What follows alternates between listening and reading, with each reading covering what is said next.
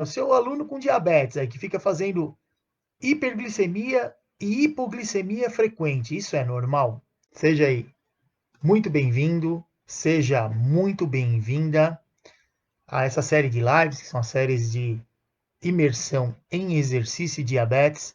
Meu nome é Roberto Doro, eu sou profissional da educação física, especialista na prescrição e no acompanhamento do exercício físico para quem tem diabetes, e eu oriento o profissional da educação física a adaptar o exercício ao diabetes e o diabetes ao exercício da anamnese à prescrição com total segurança. Na live de hoje, a gente vai responder o seguinte, né? O seu aluno com diabetes aí, que fica fazendo hiperglicemia e hipoglicemia frequente, isso é normal? Quer dizer, a gente não precisa ir muito longe para entender que isso realmente não é normal, não é? A gente sabe que o tratamento do diabetes é tentar fazer o nosso aluno aí com diabetes, a maior parte do tempo possível, ficar com glicemias aí maior do que 70 miligramas por decilitro e menores do que 180 miligramas por decilitro. Ou seja, fazer com que ele não fique hipoglicêmico e muito menos aí hiperglicêmico. Então, a nossa preocupação é exatamente essa. Quanto mais tempo conseguir, mesmo o indivíduo sendo diabético, deixar ele mais tempo dentro do que a gente chama no alvo, né, da glicemia, que seriam glicemias aí menores do que 180 miligramas por decilitro, isso seria um ótimo tratamento. Mas o que a gente normalmente vê aí acontecendo nas pessoas com diabetes?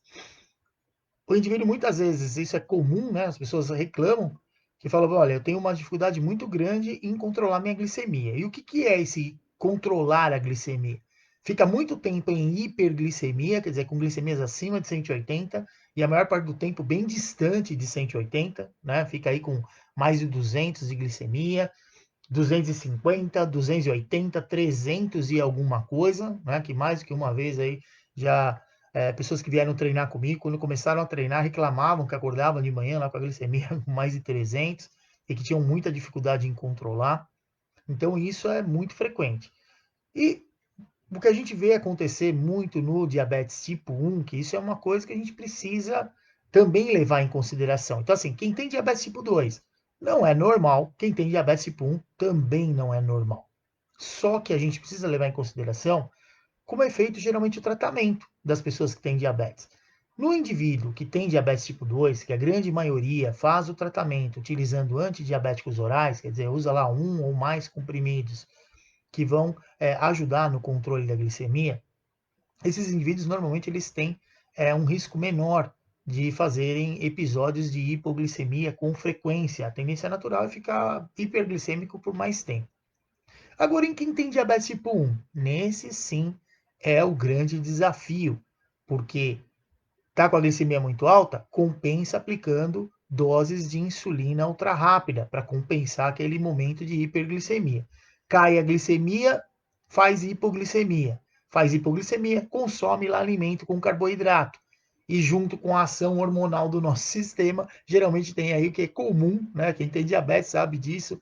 Você perguntar aí para o seu aluno com diabetes, perguntar o que é efeito rebote, ele vai te responder rapidinho, falar, efeito rebote é quando a gente faz hipoglicemia e depois come alguma coisa lá com carboidrato e fica hiperglicêmico. Então, isso é sim, naturalmente, por conta do próprio processo de tratamento, é mais comum no portador de diabetes tipo 1. Então, quando você está trabalhando com quem tem diabetes, está prescrevendo e acompanhando lá o exercício físico para quem tem diabetes, e esse indivíduo tem diabetes tipo 1, entenda que episódios de hipoglicemia e de hiperglicemia naturalmente ocorrerão com uma frequência muito maior do que quando a gente compara ao nosso aluno lá com diabetes tipo 2. Então a gente normalmente vê diabetes tipo 2, geralmente tende a ficar hiperglicêmico por mais tempo, com pouco risco de hipoglicemia. Diabetes tipo 1 tende a ficar hiperglicêmico, aplica insulina, faz hipoglicemia, come carboidrato, fica hiperglicêmico de novo. Então, a frequência de episódios com hipo e com hiperglicemia são muito mais frequentes. Mas isso é normal? Não é normal, porque a gente tem que levar em consideração que essas variações bruscas na glicemia, o que é variação brusca na glicemia? Num curto espaço de tempo, a glicemia sofrer variações muito grandes em sua concentração lá no sangue. E aí, qual o grande problema que a gente tem com isso? Normalmente, em quem tem diabetes tipo 2, a tendência natural é aumentar o risco cardiovascular dessa pessoa, e em quem tem diabetes tipo 1, a curto e médio e longo prazo, pode sim favorecer o aparecimento de complicações crônicas do diabetes, principalmente as que são relacionadas à microvascularização. Então, o que é isso? Vasos pequenos, onde a gente tem uma maior quantidade de capilares, órgãos onde a gente tem uma maior quantidade de capilares, são mais normalmente impactados nesses momentos de aumento muito grande da glicemia e diminuição muito rápida da glicemia também. O que é mais frequente, o que é mais comum acontecer, o indivíduo acabar sendo diagnosticado com a complicação crônica que é chamada retinopatia diabética. E a retinopatia diabética não tratada, ela naturalmente aumenta o risco de cegueira adquirida. Não é para a gente se desesperar de primeiro momento se o nosso aluno com diabetes tem lá retinopatia diabética, isso é um reflexo muitas vezes do tratamento, de como foi o sucesso ou não do tratamento que ele teve no diabetes, porque entendam uma coisa, a glicemia muito alta por muito tempo, ela também favorece o aparecimento dessas complicações crônicas, mas o tempo que normalmente isso vai levar para acontecer, ele acaba sendo maior quando a gente observa as pessoas que geralmente têm um tratamento onde ele fica com mudança muito rápida na glicemia. Então, quer dizer, esse indivíduo, esse nosso aluno lá com diabetes tipo 1, que ele relata para você, falando, olha, eu faço hipoglicemia, como fico hiperglicêmico, aplico insulina, faço hipoglicemia, quer dizer, ele fica com esse que é chamado de labilidade no tratamento, quer dizer, não tem um perfil glicêmico que fique um tempo adequado dentro do alvo. Esse indivíduo ele tem um risco muito maior de aparecer aí a complicação crônica do diabetes, principalmente a retinopatia diabética. Ótimo, agora a gente já tem a situação do problema. Agora, como é que a gente faz para resolver isso? A gente sabe, isso aqui é uma coisa que eu falo muito, né? Inclusive eu quero até avisar vocês, né, para quem não viu ainda no meu story, lá eu criei um outro perfil no Instagram que chama diabetes.você no controle. Então, esse vai ser um perfil aonde eu vou produzir conteúdos para quem tem diabetes. Então, se você é aluno com diabetes, conhece alguém que tem diabetes, avisa a pessoa lá para seguir, porque ali a gente vai realmente falar com quem tem diabetes. Aqui no Professor Roberto Duarte, o nosso foco é falar realmente com você que estuda ou já é um profissional de educação física, que somos aí os responsáveis pela prescrição e acompanhamento do exercício físico para quem tem diabetes, ou mesmo aí outros profissionais da saúde, que eu agradeço muito, né, os que me seguem aí, que muitos são nutricionistas ou fisioterapeutas, também pessoal da enfermagem, então eu fico muito feliz com isso, porque todos nós somos profissionais da saúde e desses profissionais da saúde que estão envolvidos, quem tem diabetes sempre vai ter esse tipo de discurso próximo aí de nós, aí na nossa atuação profissional. Então, o detalhe é, eu sempre comento que o tratamento do diabetes, para você ter sucesso no tratamento do diabetes, é necessário se apoiar nos 3 pilares do tratamento. E quais são os 3 pilares do tratamento? O tratamento medicamentoso, seja lá com antidiabético oral, associação de antidiabético oral, aplicação de insulina, muitas vezes associada também ao antidiabético oral, ou no portador de diabetes tipo 1, que vai ser a insulinoterapia, não tem outra maneira, por conta da fisiopatologia que difere aí do tipo 1 para o tipo 2. Mas o medicamento, no caso mesmo a insulina exógena, é extremamente importante. Caso contrário, vai entrar lá em cetoacidose diabética, não vai ter outro jeito. Então acaba assim aumentando o risco de ir a óbito. O tratamento medicamentoso ele é extremamente importante. Só que, associado ao tratamento medicamentoso, nós temos um outro pilar, que é exatamente o controle alimentar. O controle alimentar não é quem tem diabetes passar fome, não é quem tem diabetes fazer dieta zero carb. Não precisa ser tão radical nesse sentido. Mas é importante sim que entenda o tipo de carboidrato que está comendo, a quantidade de carboidrato que está sendo ingerida, não só a pessoa com diabetes, mas nós também, principalmente profissionais de educação física, que estamos diretamente ligados à prescrição do exercício para essas pessoas, tendo em mente que o exercício ele é sim hipoglicemiante por natureza. O trabalho muscular programado, que é o que a gente faz aí, através da prescrição do exercício, ele faz o músculo gastar energia e o sistema dar um jeito de captar glicose lá do sangue, independente da ação da insulina. Então, para quem tem diabetes, o exercício é algo maravilhoso nesse sentido. Ele vai ajudar e ajuda muito. Só que, porque o exercício ajuda muito, a gente vai dar pouca importância para a nutrição e para o medicamento? De maneira alguma. O inverso também ele é verdadeiro. Né? Então, o que a gente tem que tomar cuidado? Muitas vezes, essas pessoas que relatam que têm dificuldade, vêm muitas vezes para treinar com a gente e falam, olha, professor, eu tenho uma dificuldade muito grande para conseguir controlar meu diabetes, toda hora está alta, daqui a pouco está baixo. Essa bagunça toda, ela normalmente é gerada principalmente quando a pessoa só dá importância a um dos pilares do tratamento. Então, ele só dá importância, por exemplo, ao medicamento. Tem que entender que numa doença crônica, não adianta você tomar um comprimido, ou no caso do seu aluno com diabetes, tomar um comprimido e achar que resolveu o problema. Não vai resolver o problema, porque é uma série aí de associações na atitude do dia a dia que vai levar ele a ter um bom ou um controle mais difícil do diabetes.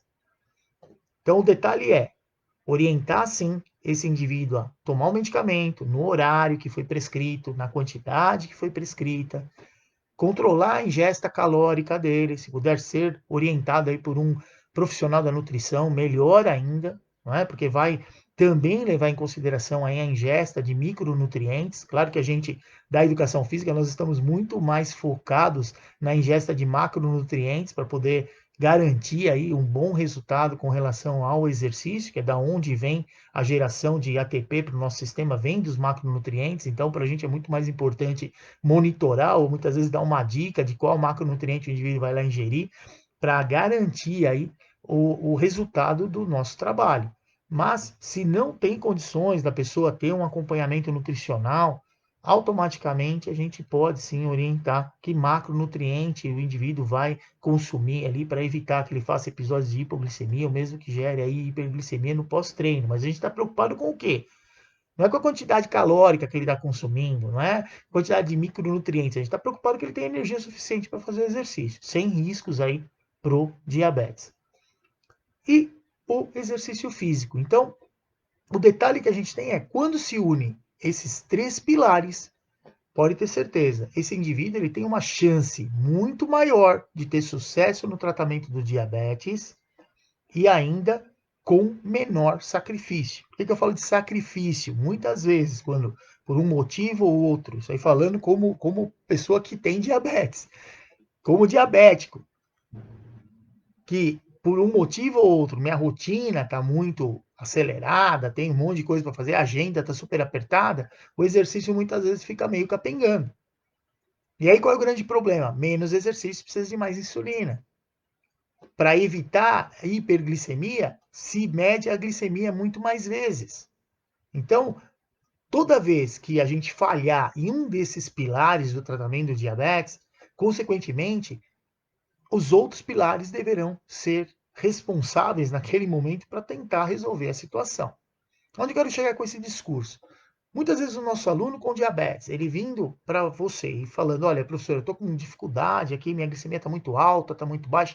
Com o exercício, a gente sim vai ajudar, pelo menos no momento agudo, ali no momento que ele fez o exercício, diminuir a glicemia, no pós-exercício, a sensibilização, né, aumenta aí a sensibilidade dos receptores de insulina, então a probabilidade dele conseguir manter a glicemia um pouco mais baixa no pós-exercício também vai acontecer, mas nada, o exercício não vai conseguir resolver a situação se esse indivíduo, de repente, comer tudo que ele quer, na quantidade que ele quer.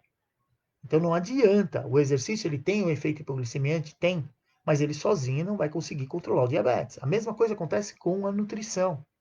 Não é só controlando a sua alimentação, ou no nosso caso, do nosso aluno com diabetes, ele controlando a alimentação dele, que ele vai deixar de ter diabetes, ou vai ter um bom controle do diabetes. Desculpa, isso não vai acontecer. A mesma coisa acontece se ele ficar tomando só medicamento também. Aí tem uma dificuldade muito grande em controlar. Porque a gente precisa entender que mesmo quem não tem diabetes, O que acontece com a glicemia de quem não tem diabetes? A quantidade de glicose que está lá circulando no sangue? Ela nunca é o mesmo valor. É algo que é dinâmico, naturalmente é dinâmico.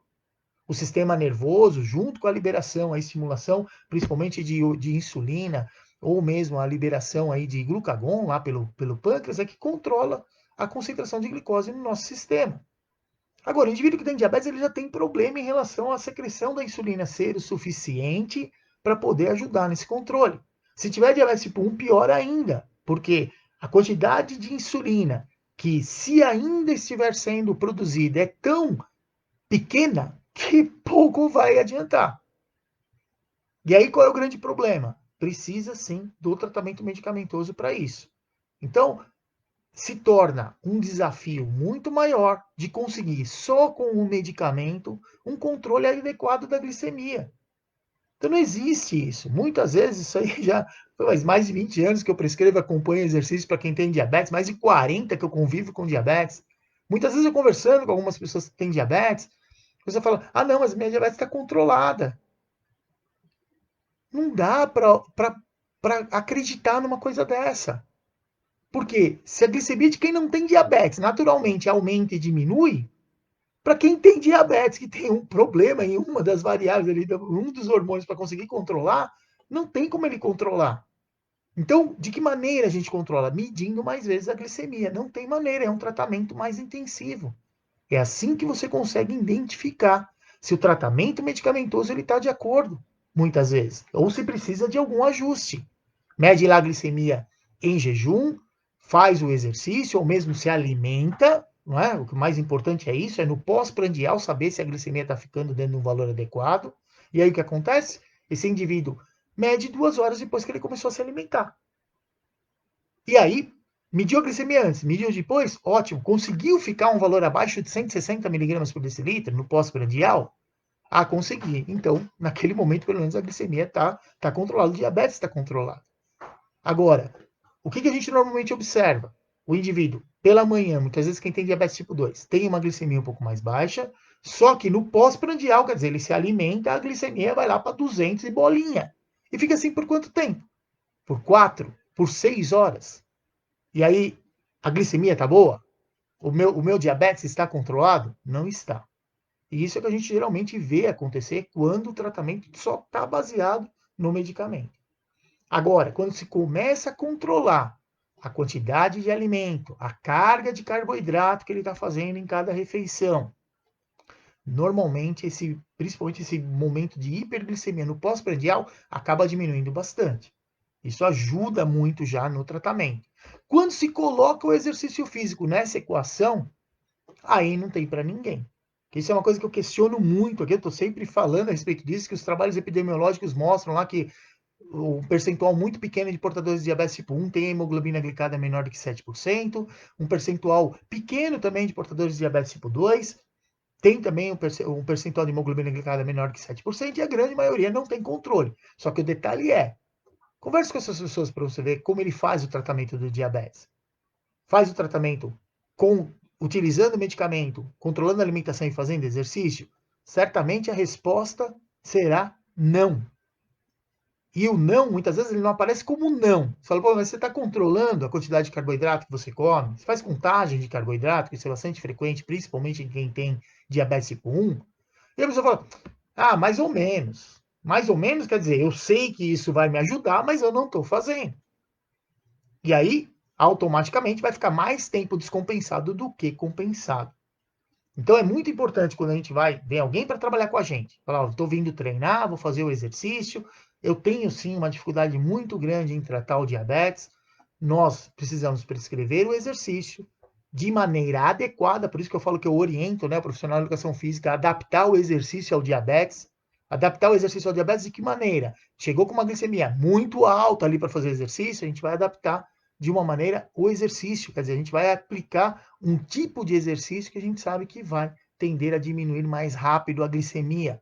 Chegou com a glicemia mais próxima do que é normal, a gente vai prescrever um exercício de uma maneira aonde a glicemia ela vai tender a diminuir mais devagar, ou muitas vezes se manter semelhante ou até aumentar um pouquinho. Então, através da prescrição do exercício, a gente consegue sim controlar essas respostas. Isso é adaptar o o exercício ao diabetes. Então, mediu a glicemia, de acordo com o valor da glicemia, você vai tomar alguma providência. Só que só o exercício fazendo isso é o suficiente? Para uma situação pontual até vai ajudar. Mas de uma maneira geral, se os outros dois pilares do tratamento, medicamento e alimentação, estiverem sendo ignorados, desculpa, só com exercício a gente não vai conseguir controlar aí o diabetes, tá bom? Então, a informação, né, o básico aqui que eu queria trazer para vocês, a questão de hiperglicemia, hipoglicemia, é mais frequente em quem tem tipo 1, é menos frequente em quem tem tipo 2, mas o indivíduo que está vindo treinar conosco, como profissional de educação física, a gente tem sim o dever de orientar essa pessoa para ele seguir as orientações dos demais pilares no tratamento. Isso é obrigatório, não tem negociação nesse sentido. Ele tem que tomar o medicamento, tem que fazer o controle alimentar e fazer o exercício. E ainda pode acontecer de ser necessário, principalmente, ajustes na parte medicamentosa. Porque às vezes faz muito tempo que ele não vai ao médico, né? Então, o que acontece? Aquele início ali que foi prescrito para ele de medicamento, como parte do tratamento, as dosagens de insulina, elas não estão adequadas. Então, não adianta usar o medicamento, controlar a alimentação, fazer exercício, vai continuar não tendo um bom controle. Então, por isso que é necessário, quem tem diabetes, periodicamente, passe no médico para fazer os exames de rotina, ver quanto está lá a hemoglobina glicada, ver se teve alguma alteração no perfil lipídico, não é? E, se necessário, também fazer aí alguns ajustes no medicamento. Então, isso é a informação, né, que eu assim, quis trazer hoje para vocês. Espero que seja algo útil para vocês usarem no dia a dia de vocês. Então, se vocês, né, gostaram aí do conteúdo, compartilhem, né, essa informação. Curtam aí a página, que isso é importante, principalmente aí para quem está acompanhando pelo YouTube, que sempre ajuda a crescer o canal, e isso só faz a gente ter condições de cada vez mais produzir aí conteúdos sobre exercício e diabetes. Então, muito obrigado, né, a você que me acompanhou até agora, e lembrem-se, exercício é tudo de bom para quem tem diabetes. Um abraço, até mais!